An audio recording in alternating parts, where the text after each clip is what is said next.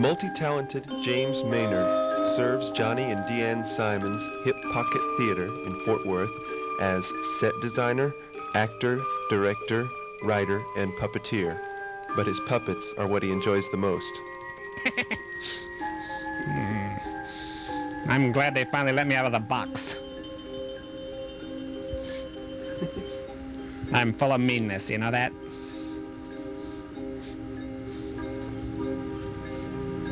I don't work very well anymore, though. Oh, well. Old puppets. They got no place to go. Bye-bye. I am much more polite than that last fellow. Hello.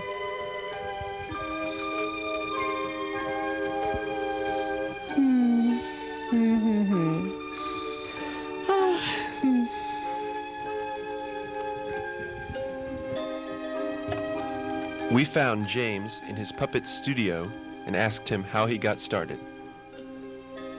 Well, when I was about 7 years old, my parents gave me a little marionette, a store-bought marionette, and actually it was supposed to go to my sister, I think, and they put the tags on the boxes wrong, so it came to me instead, and that's how I got started because I was fascinated with it, and played around with that for a while, and took it apart and tried to figure out how it was put together, and went to the library and discovered that there were these books on that subject, and there were all other kinds of things that I could do, so I just devoured all those books and started making my own stuff out of rags and pieces of wood and things, and just played around with it basically all through my childhood and put on some neighborhood shows and things. And I never really thought about it very seriously. I was more interested in the theater and in doing technical work in the theater and performing, and I got involved in that in high school at Paschal, and got involved with Johnny Simons at Casa Manana, and he didn't know that I was interested in puppetry at all. I'd done some prop work at Casa, and he was needing some puppets for a children's show, Raggedy Ann and Andy, I think it was. He wanted to do some of the characters, human actors in costumes, and some of the actors puppets. They're all dolls in that show, and that seemed to fit. And he asked me if that was something that I could do, and he really didn't even know that I was interested in that at all. So we worked that out together, and about half the cast of that show was puppets. And very similar to what we're doing now, where the puppets are operated by an actor on stage and become a character in the production. So there's no real distinct line drawn between what is a puppet and what is a person, and sometimes it does overlap, as it did in Freaks recently when a person was playing both. But that's how I got started with him, and ever since that time I've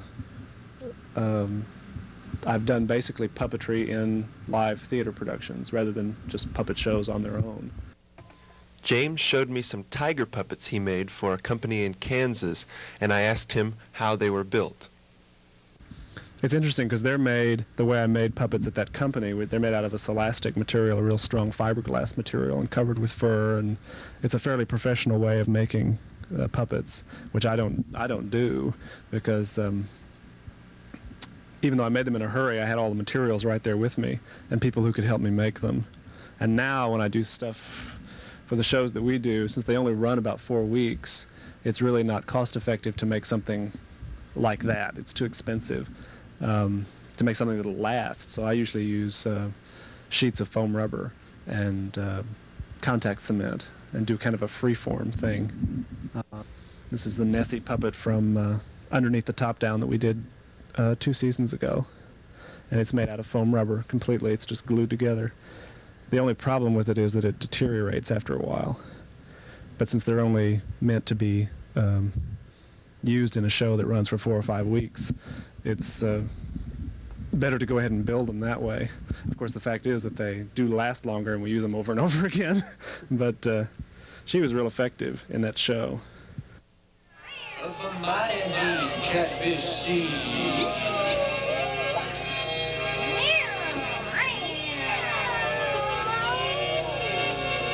Lake water crashed, wild catfish dashed after 4 little nets. Nessie swams fast till exhausted at last in those mean catfish breasts. With a flash of fin floating in with a fork and a spoon through a cotton brigadoon.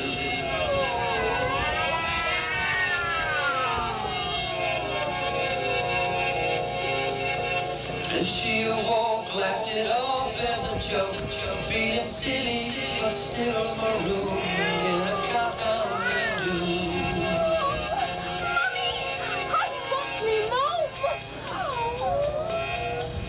And underneath the Top Down, the show that took place in Scotland, there was a Scottish character, a large puppet that was something like a dummy, actually, and it attached to my feet and knees, and my hands were its hands.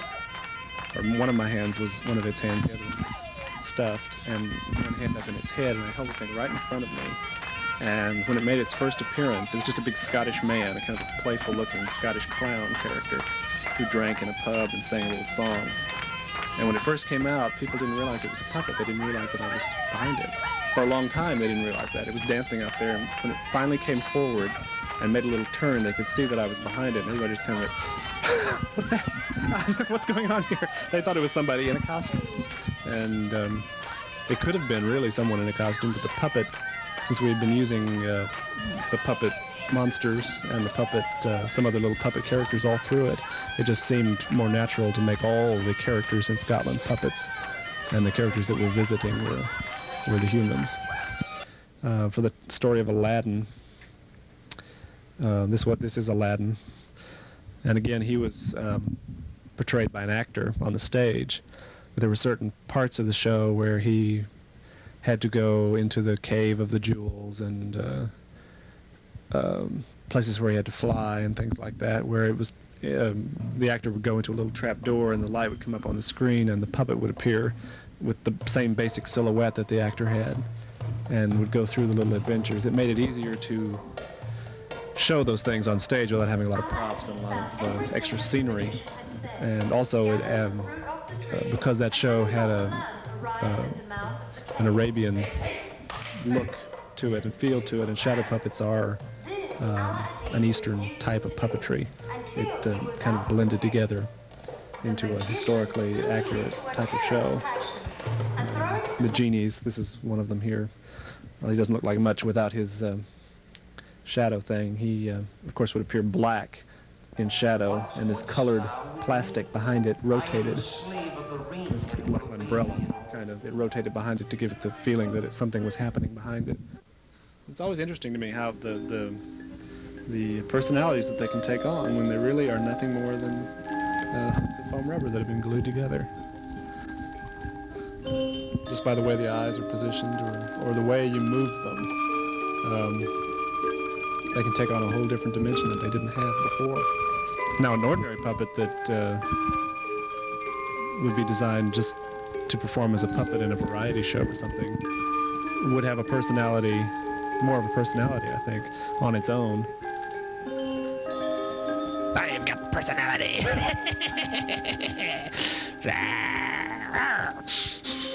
I've got a big nose, too.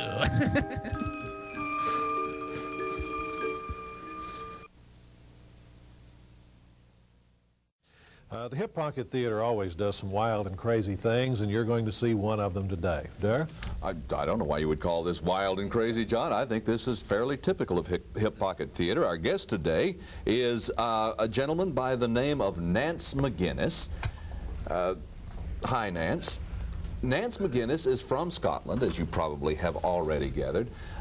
Nance has an alter ego, however, and we will meet him maybe before the show is over, and he is James Maynard. Now, there he is. Hi, James.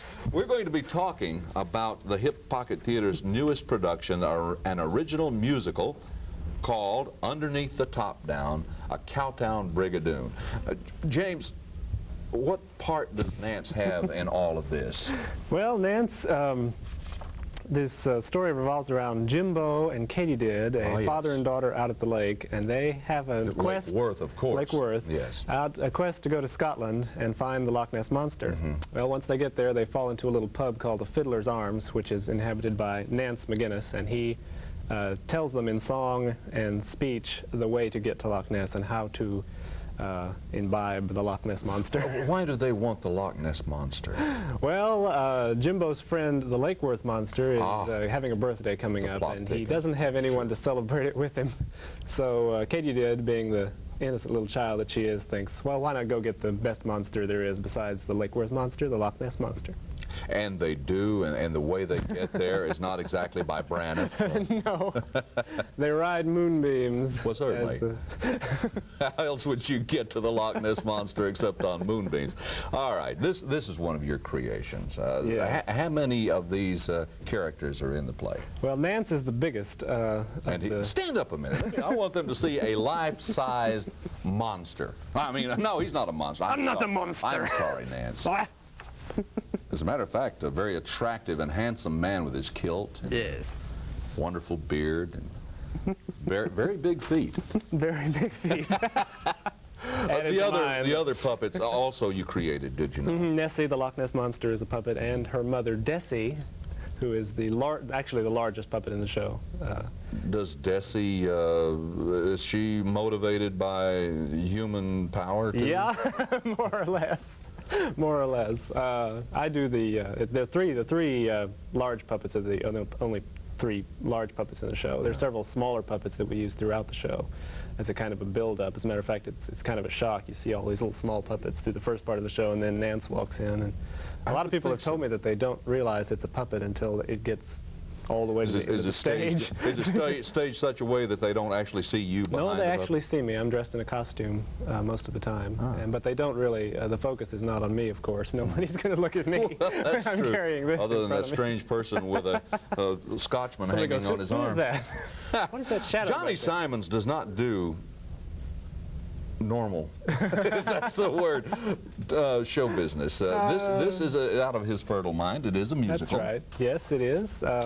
Very personal musical, actually. It's as many of his works Out of his are. experiences, And, right? of You course, guys Neil's- went to Scotland last year. To the Edinburgh Festival, and he was so influenced by that experience. As a matter of fact, we use a lot of slides in the show that were actually taken over in Scotland during the festival. Did he look for the Loch Ness Monster? I mean, other people might, but Johnny might. I don't think that Johnny got out to Loch Ness, but some of the people in the company did, and they tell me they looked but didn't find. It didn't find. We're going to go back again next year, so maybe we'll have better luck. Take another show over. We may maybe take this our show. own with us. Yeah.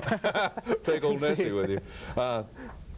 Would you take this show over there, do you think? I don't know about this show particularly. This show is written more for the Texas audience to let them know what our feelings were over there. They really enjoy in Scotland the Texas show that talks about Texas and speaks of this land. They really enjoy that a lot. Hip Pocket Theater is a little bit different than traditional theater, I guess, although it is traditional theater in the strictest sense of the word. It's experimental We theater. take our roots from the commedia, from Italian theater and older forms of theater. Most everything that you do is original. Almost everything, or an original adaptation from Yeah. something else. You know, we're sitting here talking about the Hip Pocket Theater. We've really never established where it is, and I'm terribly sorry about that, Nance. Where exactly is Hip Pocket Theater? Well, we're located on the south edge of Lake Worth, off of Loop 820 at Las Vegas Trail. It's very easy to get to from either Fort Worth or Dallas, and it's a little 6-acre tract of land. The Oak Acres Barbecue Restaurant is there at the front on Las Vegas Trail, and the theater is located in a grove of oak trees down the hill from It's that. outdoors. It's outdoors. What happens if we should get a rain? I don't know that that's going to ever happen, but if it ever did. Oh yes, it's certainly rained. We've done some of our biggest productions In the rain. In the rain and the cold. We run all the way through October, so it does get a little chilly. But Well, it also probably gets a little warm here in the middle of August, doesn't yes, it? it's been pretty good now. It was But you a can little get warm. something to eat there, a little That's barbecue right. and a a little something to imbibe. Sure. And, So it's kind of a package deal when you go, I guess. yeah. And a great show. Underneath the Top Down, a Cowtown Brigadoon, an original, easy for you to say, fellow.